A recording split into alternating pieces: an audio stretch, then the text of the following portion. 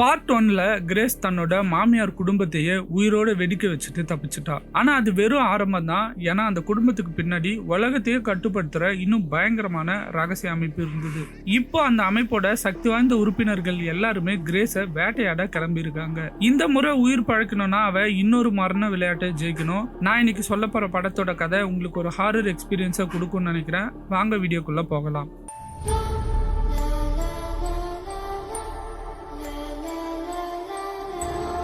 முந்தைய பாகத்துல தன்னோட பணக்கார மாமியார் குடும்பத்தோட உயிர் பழிச்சு வெளில வந்த கிரேஸ் எரிஞ்சிட்டு இருந்த மாளிகை வாசல்ல உட்கார்ந்து இருந்தா. கொஞ்ச நேரத்துல போலீஸும் ஆம்புலன்ஸும் அங்க வந்துருச்சு. என்ன நடந்துச்சுன்னு கேட்க ஆரம்பிக்கிறதுக்குள்ளேயே கிரேஸுக்கு செம பேனிக் அட்டாக் வந்துருச்சு. அப்படியே மயங்கி விழுந்துடுறா. உடனே ஆம்புலன்ஸ்ல ஏத்திட்டு போறாங்க. ஆனா வழியிலேயே கிரேஸோட இதயம் நின்னே போயிடுது. அதனால பாராமெடிக்ஸ் எல்லாருமே பதறி போய் சிபிஆர் பண்ண ஆரம்பிக்கிறாங்க. அந்த நேரத்துல முந்தைய இரவு நடந்த எல்லா விஷயங்களும் கிரேஸோட மனசுல ஓட ஆரம்பிக்குது. தன்னோட கல்யாண இரவே கணவரோட குடும்பம் அவளை ஹைட் அண்ட் சீக் விளையாட்டுல கலந்துக்க சொல்லி உண்மையிலேயே வேட்டையாட ஆரம்பிச்சாங்க. ஒரு பழமையான சாத்தானிய சடங்குக்காக கிரேஸ பலி கொடுக்கணும் தான் அவங்க திட்டமா இருந்தது. ஆனா விடிகிற வரைக்கும் கிரேஸ் உயிரோட இருந்ததுனால விளையாட்டுல ஜெயிச்சது அவதான். அதுக்கு அடுத்த சில நிமிடங்கள்லயே அந்த குடும்பத்துல இருந்த எல்லாருமே ஒவ்வொருத்தரா வெடிச்சு செதறி இறந்து போயிட்டாங்க. நிகழ்காலத்துல திரும்பினா பல நிமிஷம் போராட்டத்துக்கு பிறகு டாக்டர்கள் கிரேஸ காப்பாத்திடுறாங்க. கண் திறந்து பார்த்த கிரேஸுக்கு அடுத்த ஷாக் காத்துட்டு இருந்தது. அவளோட கையில ஹேண்ட்கஃப் போட்டு இருந்தாங்க. அப்போ அங்க வந்த டிடெக்டிவ், நீ இப்போ கொலை மற்றும் தீ வச்ச குற்றத்தோட சந்தேக நபர் அப்படின்னு சொல்றாரு. ஏன்னா மாளிகையில 2 உடல்கள் கிடைச்சிருக்கு. அதுவும் அவளோட கல்யாண ட்ரெஸ்ல இருந்த ரத்தம் கிரேஸோட ரத்தமே இல்ல.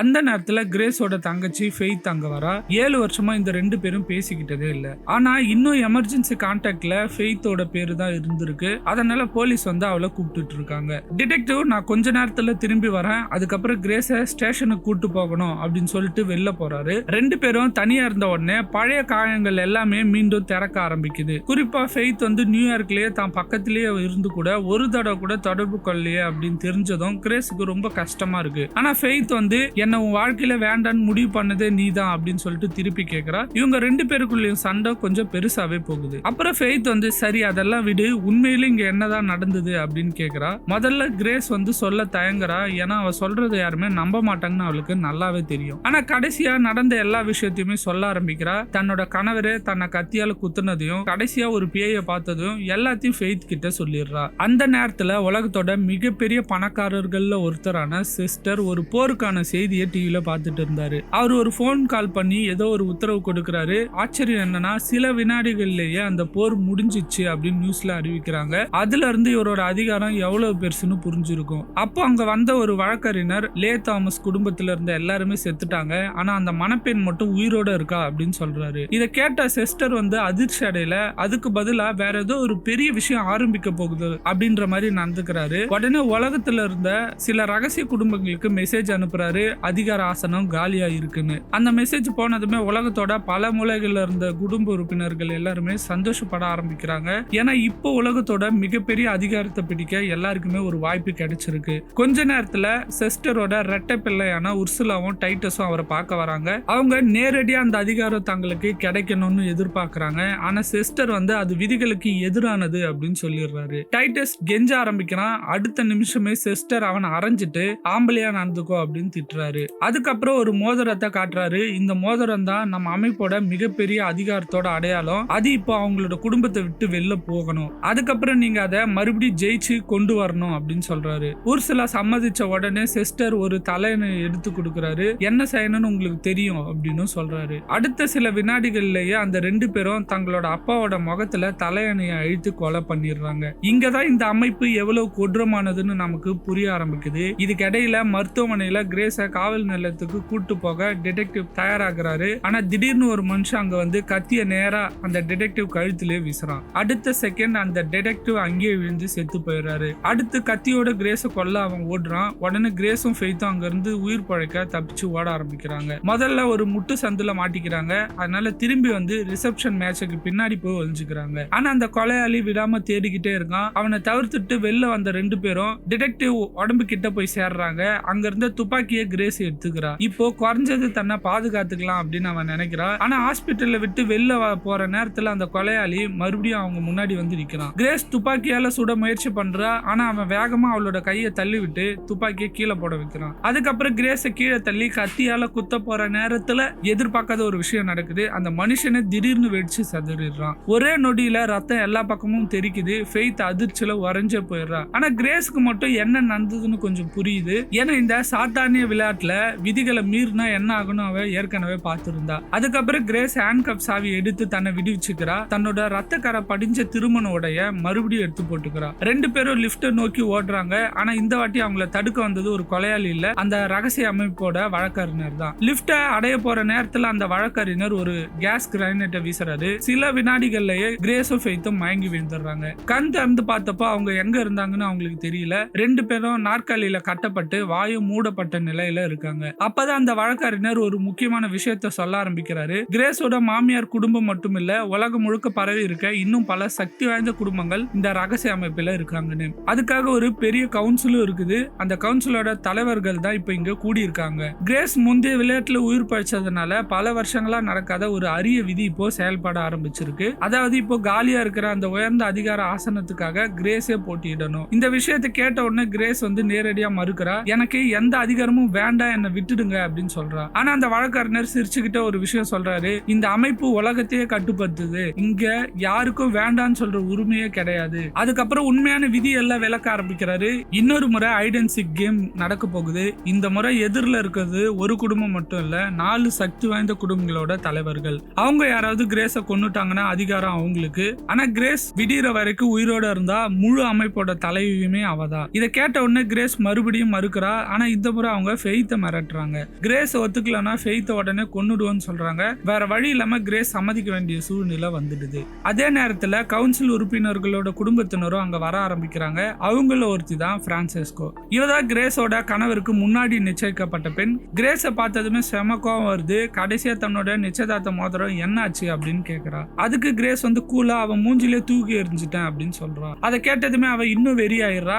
அதுக்கப்புறம் விளையாட்டு நடக்க ஆரம்பிக்குது. ஒவ்வொரு குடும்ப தலைவரும் தங்களோட ரத்தத்தினால அந்த புத்தகத்துல கையெழுத்து போடணும். அதுக்கப்புறமா தான் அதிகாரப்பூர்வமா விளையாட்டுல கலந்துக்க முடியும். மேலும் ஒரு முக்கியமான விதி இருக்கு. ஒவ்வொருத்தரும் தங்களோட குடும்பம் இந்த அமைப்புல சேர்ந்த காலத்துல இருந்த ஆயுதங்களை தான் பயன்படுத்தணும். யாரும் நவீன ஆயுதங்களை பயன்படுத்தக்கூடாது. இன்னொரு கடைசி விதி, ஒரு குடும்ப தலைவர் இறந்தா அடுத்த வாரிசு விளையாட்டுக்கு வரலாம். எல்லா விதியும் முடிஞ்சதும் கிரேஸும் ஃபெய்த்தும் ஒரு பெரிய கோல்ஃப் கோர்ஸ்ல கொண்டு போய் விட்டுறாங்க. கண் திறந்ததும் இன்னொரு பிரச்சனை அவங்களுக்கு காத்துட்டு இருந்தது. 2 பேரோட கையும் ஒரே ஹேண்ட்கஃப்ல கட்டப்பட்டு இருந்தது. இதை பாக்குற கிரேஸ் உடனே புரிஞ்சுக்கிறா, ஃபெய்த் அவளுக்கு ஒரு சுமையா இருக்கணும் தான் இப்படி பண்ணிருக்காங்கன்னு. அதே நேரத்துல வேட்டையும் ஆரம்பிச்சிடுது. எல்லாரும் கோல்ஃப் கார்ட்டை எடுத்து கிரேஸை தேட கிளம்புறாங்க. ஆனா டைட்டஸ் ஒரு தந்திரம் பண்ணிருக்கான். அவனோட கார்ட்டை தவிர எல்லா கார்ட்டோட சாவியும் எடுத்துட்டான். இதனால மத்தவங்க எல்லாருமே கோவப்படுறாங்க. ஆனா டைட்டஸும் உர்சுலாவும் மட்டும் வேகமா கிளம்புறாங்க. இங்க கிரேஸும் ஃபெய்த்தும் தப்பிக்க வழி தேடிட்டு இருக்காங்க. அப்போ திடீர்னு ஒரு ட்ரோன் மேல இருந்து வருது. அது நேரா அவங்கள கண்காணிக்க ஆரம்பிக்குது. கிரேஸ் ஒரு கொடியை எடுத்து அதை விரட்ட முயற்சி பண்றா.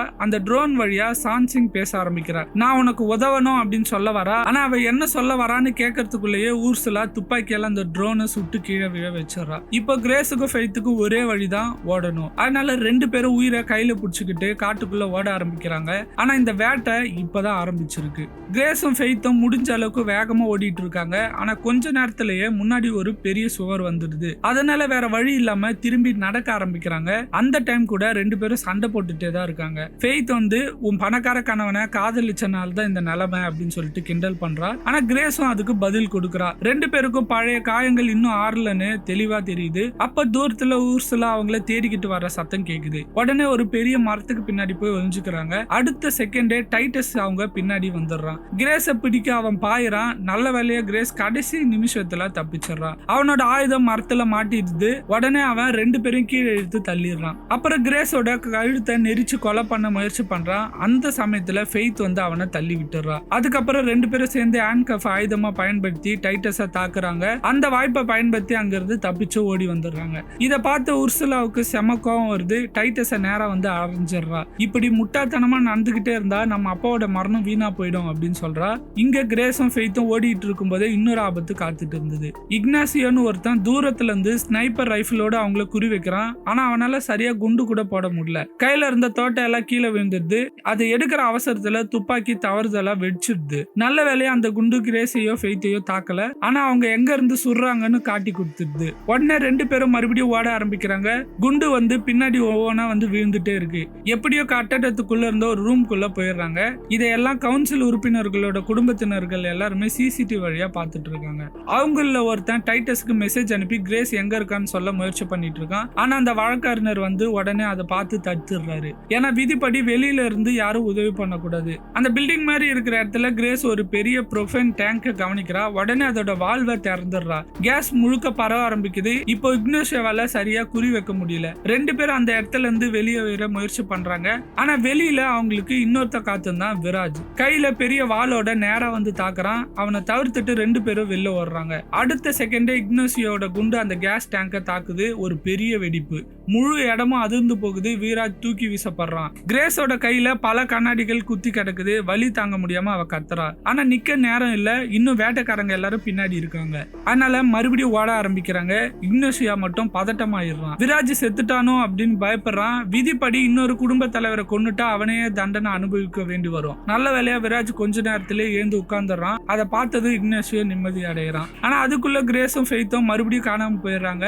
ரொம்ப நேரம் ஓடினதுக்கு அப்புறமா பின்பக்க கதவு வழியா ஒரு கட்டிடத்துக்குள்ள நுழையிறாங்க. 2 பேருக்கும் மூச்சே வாங்க முடியல. ஆனா கொஞ்ச நேரம் ஓய்வு எடுக்க முடிவு பண்றாங்க. அப்பதான் ஃபெய்த் கிரேஸோட கையில குத்தி இருந்த அந்த கிளாஸஸ் எல்லாம் ஒவ்வொன்னா வெளில எடுக்க ஆரம்பிக்கிறா. வலியால கிரேஸ் துடிக்கிறா. அவளோட கவனத்தை திசை திருப்ப ஃபெய்த் பேச ஆரம்பிக்கிறா. அதுக்கப்புறம் முறையா கிரேஸ் தன்னோட வாழ்க்கைய பத்தி மனசறிந்து பேச ஆரம்பிக்கிறா. கல்லூரிய பாதியில விட்டது, வெயிட்ரஸா வேலை பார்த்தது, அதுக்கப்புறம் தான் கணவனை சந்திச்சது எல்லாத்தையுமே சொல்றா. ஃபெய்த் அமைதியா காயத்துக்கு மருந்து போட்டுக்கிட்டே கேட்டுட்டு இருக்கா. ஒரு நிமிஷத்துக்கு இந்த மரண விளையாட்டிய 2 பேரும் மறந்த மாதிரி இருக்கு.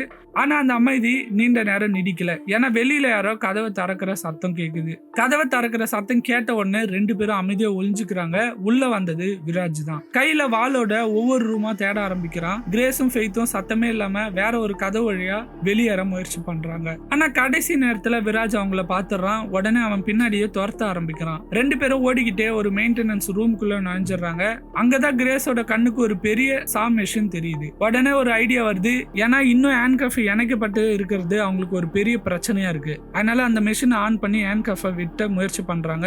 கொஞ்சம் ரிஸ்கா இருந்தாலும் அவங்களுக்கு வேற வழியே இல்ல. சில நிமிஷம் போராட்டத்துக்கு பிறகு ஃபைனலா அந்த ஹேண்ட்கஃப் வெட்டப்படுது. முதல் முறையா 2 பேரும் சுதந்திரமா பிரிறாங்க. ஆனா அந்த மெஷின் போட்ட சத்தம் விராஜுக்கு நேரா வழியே காட்டிடுது. அவன் உடனே ரூமுக்கு வந்துடுறான். அதுக்குள்ள கிரேஸும் ஃபெய்த்தும் வெளில வந்துடுறாங்க. வெளில வந்த விராஜ் அவங்களை தேடிக்கிட்டே வரான். அப்போ 2 பேரும் சேர்ந்து ஒரு பெரிய ட்ராலியா அவன் மேல தள்ளுறாங்க. ஒரு நொடிக்கு விராஜ் சிக்கிடுறான். ஆனா அவன் அவ்வளவு ஈஸியா வேற ஆள் இல்ல. சில வினாடிகள்ல வெளில வந்துடுறான். அதுக்கப்புறம் தொடங்குது ஒரு ஆக்ஷன் சண்டை. கைக்கு கிடைச்ச எல்லா பொருளையும் எடுத்து 2 பேரும் அவனை தாக்குறாங்க. ஃபெய்த் ஒரு அயனிங் போர்டு எடுத்து அவன் தலையில போட்டு அடிக்கிறா. விராஜ் கொஞ்சம் தடுமாறுறான். அந்த வாய்ப்பை பயன்படுத்தி மறுபடியும் இவங்க ஓட ஆரம்பிக்கிறாங்க. ஆனா விராஜ் விடவே மாட்டேன்றான். துரத்திட்டே வரான். இந்த வாட்டி 2 பேரும் ஒரு பெரிய தொங்குற பைய அவன் மேல தள்ளுறாங்க.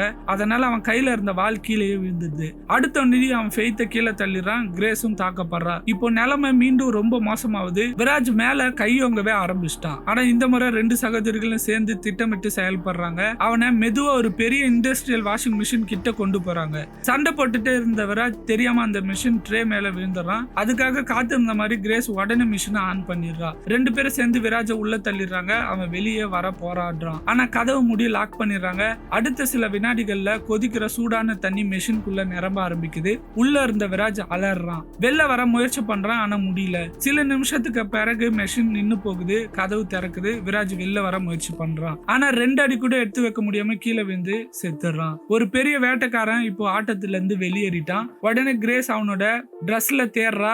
அதுல இருந்த போனை எடுக்கிறா. இதே நேரத்துல கவுன்சில் ரூம்ல கலக்கம் ஆரம்பிக்குது. விராஜ் இறந்ததுனால அவனோட தம்பி மதுவுக்கு இப்போ விளையாட்டுக்குள்ள வர வேண்டிய கட்டாயம் உருவாகுது. ஆனா அவன் செம்ம பயந்தாங்கொல்லி. அவனால சண்டை போடவே முடியாது. உடனே அவன் ஒரு தந்திரம் பண்றான். தன்னோட மனைவி மார்டினாவை புதிய குடும்ப தலைவியா அறிவிக்கிறான். மார்டினா அதிர்ச்சியில வரைஞ்ச போயிடுறான். என்னால முடியாது அப்படின்னு கத்துறா. ஆனா விதிப்படி இப்போ அவதான் விளையாட்டுக்குள்ள வரணும். வேற வழி இல்லாம அவளும் கையெழுத்து போடுறா. இதுக்கடையில கிரேஸும் ஃபெய்த்தும் விராஜோட போனை பயன்படுத்தி 911க்கு கால் பண்றாங்க. இறுதியா ஹெல்ப் கிடைக்க போகுதுன்னு நினைக்கிறாங்க. ஆனா அவங்களுக்கு தெரியாத ஒரு விஷயம் இருக்கு. அந்த கால் உண்மையாவே போலீஸ் கிட்டே போகல. நேரா உர்சு உர்சுலா கிட்ட தான் போயிருக்கு. ஏன்னா அவங்க குடும்பம் தான் அந்த தொலைபேசி நெட்வொர்க்கையே கட்டுப்படுத்துறாங்க. அதனால வெளியே போற எல்லா காலையும் அவங்க கண்காணிச்சுட்டு தான் இருக்காங்க. உர்சுலா போலீஸ் மாதிரி பேசுறா, உதவி வருது, மெயின் கேட்ல போய் வெயிட் பண்ணுங்கன்னு சொல்றான். அதை நம்பி கிரேஸும் ஃபெய்த்தும் கிளம்புறாங்க. ஆனா அவங்க நேரா இன்னொரு சிக்கல்ல மாட்டிக்க போறது அவங்களுக்கு இன்னும் தெரியல.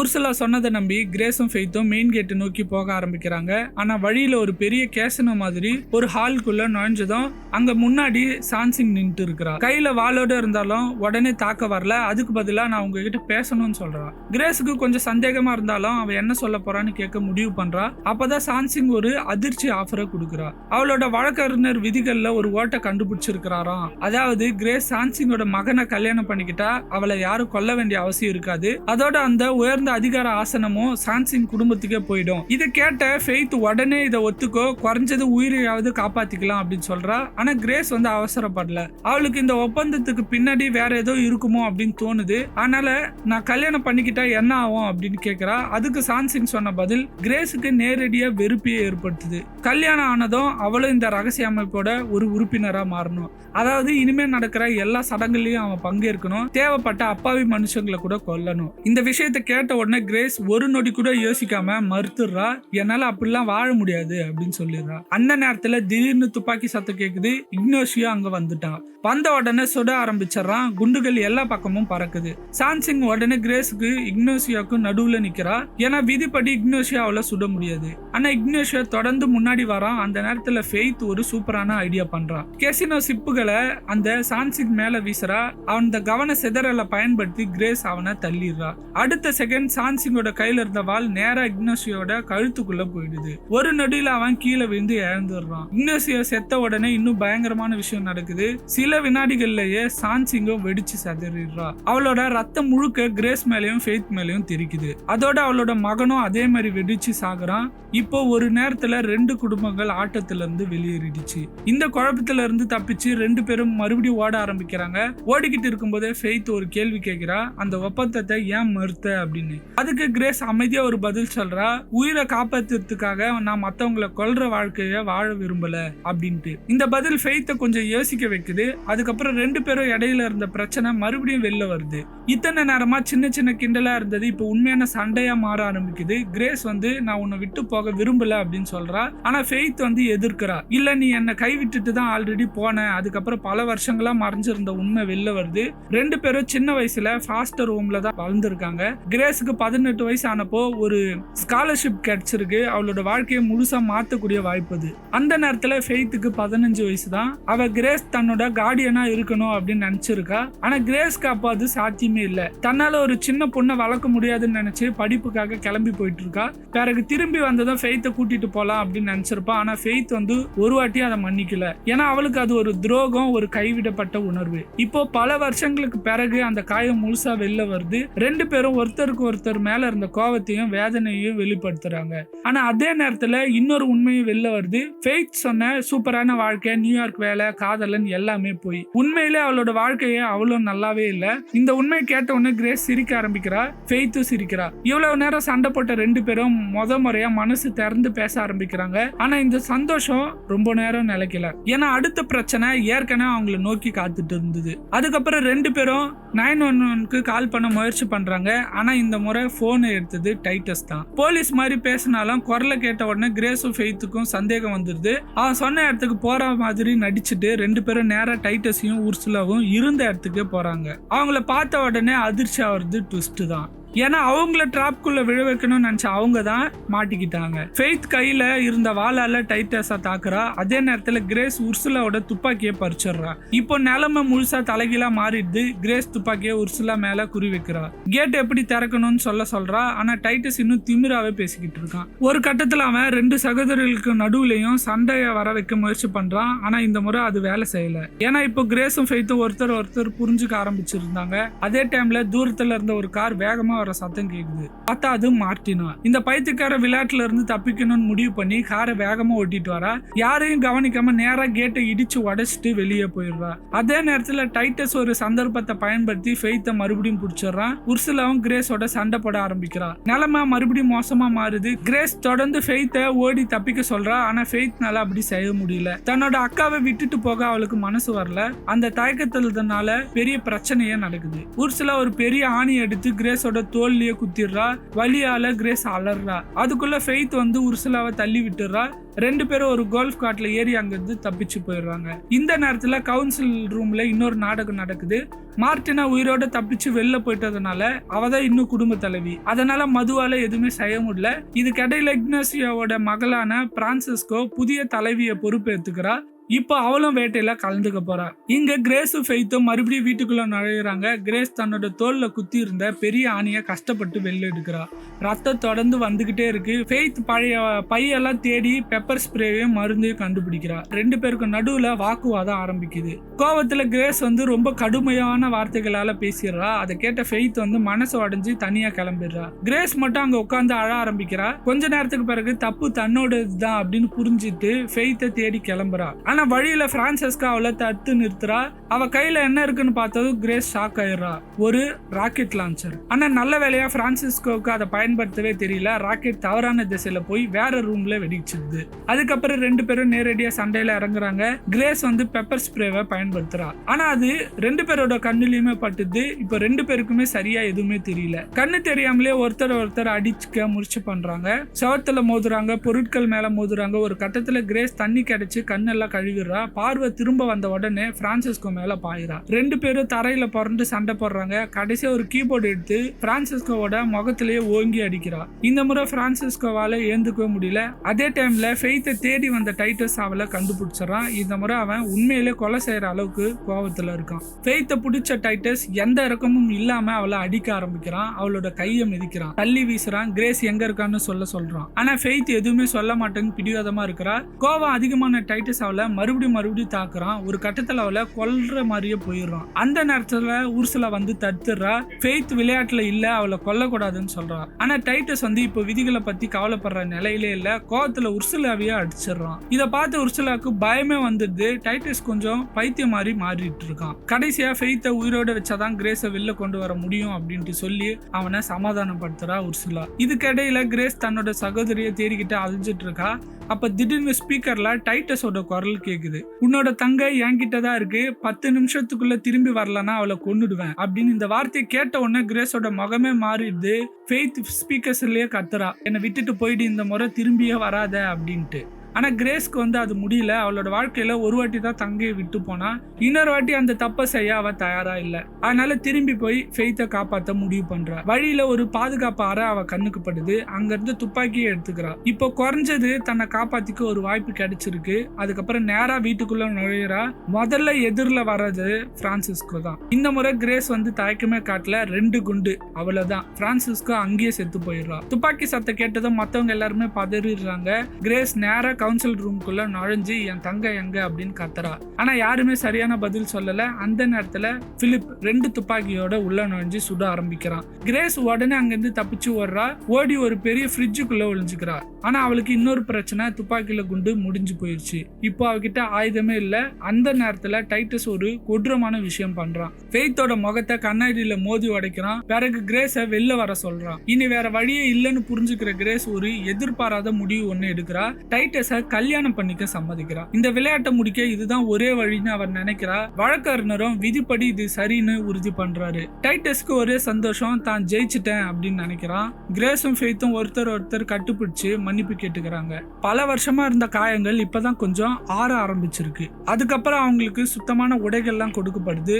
எல்லாமே முடிஞ்ச மாதிரி தோணுது. ஆனா உண்மையிலேயே கிளைமேக்ஸ் இப்பதான் ஆரம்பிக்குது. அதே நேரத்துல உர்சுலா தனியா கிரேஸ் கிட்ட பேசுறா. நான் உன்னை வெறுக்கல, நான் விதிகளை மட்டும்தான் பின்பற்றினேன். உண்மையிலே சொன்னா எனக்கே பயமா இருக்கு. டைட்டஸ் இப்போ முழுசா கட்டுப்பாட்டை இழந்துட்டான். அதனால அவனுக்கு எதிரா 2 பேரும் சேர்ந்து வேலை செய்யணும் அப்படின்னு சொல்றா. கிரேஸ் அதை பத்தி யோசிக்க ஆரம்பிக்கிறா. ஆனா அடுத்த சில வினாடிகள்லயே டைட்டஸ் அங்க வந்துடுறான்.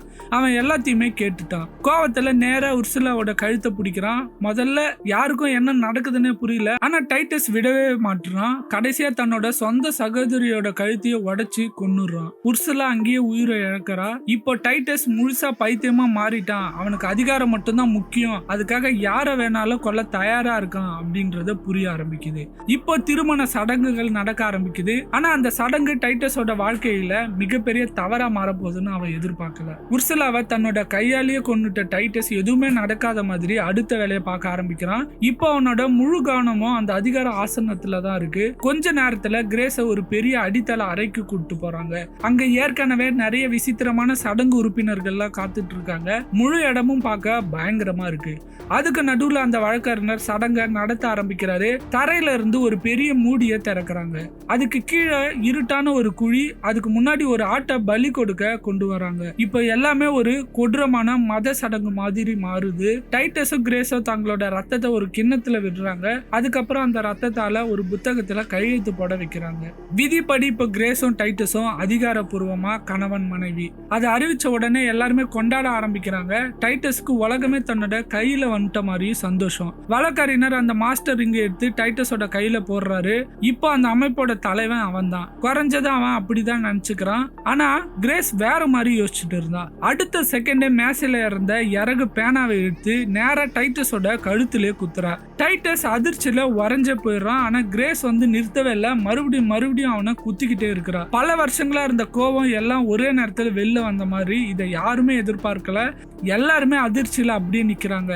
அந்த சந்தர்ப்பத்தை பயன்படுத்தி ஃபெய்த்தும் ஹெல்ப் பண்றா. 2 பேரும் சேர்ந்து டைட்டஸை அந்த திறந்திருந்த குழிக்குள்ள தள்ளி விட்டுறாங்க. கீழே விழுந்த டைட்டஸ் ஒரு பெரிய கொம்புலையே குத்தி தொங்கிட்டு இருக்கான். அவ்வளவுதான். அந்த வேட்டையோட முக்கிய வில்லனே முடிஞ்சு போயிடறான். அதுக்கப்புறம் கிரேஸ் மாஸ்டர் ரிங்கை எடுத்துக்கிறா. அதை கையில போட்ட உடனே அங்க இருந்த எல்லாருமே தன்னறியாம மண்டிடுறாங்க. அந்த மோதிரத்துக்கு உண்மையாவே ஏதோ சக்தி இருக்கிற மாதிரி. இப்போ அந்த அமைப்போட தலைவியே கிரேஸ் தான். ஆனா அந்த கிரேஸ் அதை பயன்படுத்தி என்ன செய்யறா தெரியுமா? முதல்ல தன்னை இந்த அமைப்புல இருந்து வெளியேற்றிக்கிறேன் அப்படின்னு சொல்றா. அவளுக்கு அதிகாரம் வேணாம், பணம் வேணாம், இந்த பைத்தியக்கார வாழ்க்கையே வேணாம், உயிரோட வெளில போனா போதும், அதைத்தான் அவ விரும்புறா. அந்த நேரத்துல வழக்கறிஞர் இன்னொரு முக்கியமான விஷயத்த சொல்றாரு. விடிய காலைக்கு இன்னும் 3 நிமிஷம் தான் இருக்கு. அந்த நேரம் வரைக்கும் யாரு ரிங்க போட்டுட்டு இருக்காங்களோ அவங்க தான் அடுத்த தலைவர் அப்படின்ட்டு. இதை கேட்ட உடனே கிரேஸ் எல்லாரையுமே அதிர்ச்சி படுத்துற மாதிரி ஒரு முடிவை எடுக்கிறா. அந்த மோதிரத்தை நேரா குழிக்குள்ள தூக்கி எறிஞ்சிடறா. ஒரு நொடியில எல்லாரோட கண்ணுமே பெருசாயிடுது. முதல்ல பிலிப் அந்த குழிக்குள்ள குதிக்கிறான். அதுக்கப்புறம்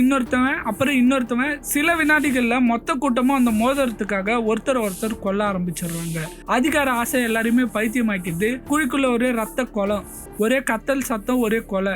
கிரேஸும் ஃபெய்த்தும் மட்டும் மேல இருந்து இது எல்லாமே பார்த்துக்கிட்டு இருக்காங்க. ஒரு கட்டத்துல கிரேஸ் ஒரு கத்திய கூட தூக்கி உள்ள வீசிடுறா. நிலைமை இன்னும் மோசமா மாறுது. இப்படியே ஒருத்தர் கொலை பண்ணிக்கிட்டே இருக்கும்போதே இறுதியா விடிய காலையே வந்துடுது. சூரியன் ஒளி உள்ள படுது. அடுத்த நொடிய பூம், ஒருத்தன் வெடிக்கிறான், இன்னொருத்தன் வெடிச்சு செதறான். அப்புறம் இன்னொருத்தன் கொஞ்சம் செகண்ட்ஸ்ல அந்த ஹால்ல இருந்த எல்லாருமே வெடிச்சு செதற ஆரம்பிக்கிறாங்க. ரத்தமும் சதையும் எல்லா பக்கமும் தெரிக்குது. பல வருஷங்களா அந்த சாபத்துல வாழ்ந்த எல்லாருக்குமே இதுதான் முடிவு. சில நிமிஷத்துக்கு அப்புறம் அமைதி. எல்லாம் முடிஞ்சிச்சுன்னு கிரேஸோ ஃபெய்த்தோ நினைக்கிறாங்க. ஆனா அப்ப திடீர்னு யாரோ சிரிக்கிற சத்தம் கேக்குது. பார்த்தா மதுதான். முழு நேரமா படிக்கட்டுக்கு பின்னாடி ஒளிஞ்சிட்டு இருந்தேன், இப்ப வெளில தான் உயிரோட தப்பிச்சிட்டேன் அப்படின்னு சந்தோஷப்படுறான். ஆனா அந்த சந்தோஷம் சில வினாடி தான் நீடிக்குது. ஏன்னா அவன் திடீர்னு மேல பாக்குறான். அங்க ஒரு பேய் உருவம் நின்னுகிட்டு இருக்கு. அதை பார்த்த உடனே பூம், மதுவும் வெடிச்சு செதறிடுறான். இந்த ரகசிய அமைப்போட கடைசி உறுப்பினரும் முடிஞ்சு போறான். இப்போ உண்மையாவே எல்லாமே முடிஞ்சுது. கிரேஸ் ஃபெய்த்தோ ஒருத்தர் பார்த்து சிரிக்கிறாங்க. 2 பேரும் ஒரு புதிய வாழ்க்கையை நோக்கி நடக்க ஆரம்பிக்கிறாங்க. இதோட இந்த படம் முடிவுக்கு வருது. இந்த படம் உங்களுக்கு பிடிச்சிருந்தா வீடியோவை லைக் பண்ணுங்க. உங்க கருத்தை கமெண்ட்ல சொல்ல மறக்காதீங்க. இதே மாதிரி இன்னும் நிறைய ஹாரர் த்ரில்லர் மூவிக்கு சேனலை சப்ஸ்கிரைப் பண்ணிக்கோங்க. பெல் ஐக்கானையும் பிரஸ் பண்ணிக்கோங்க. அடுத்து ஒரு சூப்பரான கதையோட மறுபடியும் சந்திக்கிறேன். பாய்.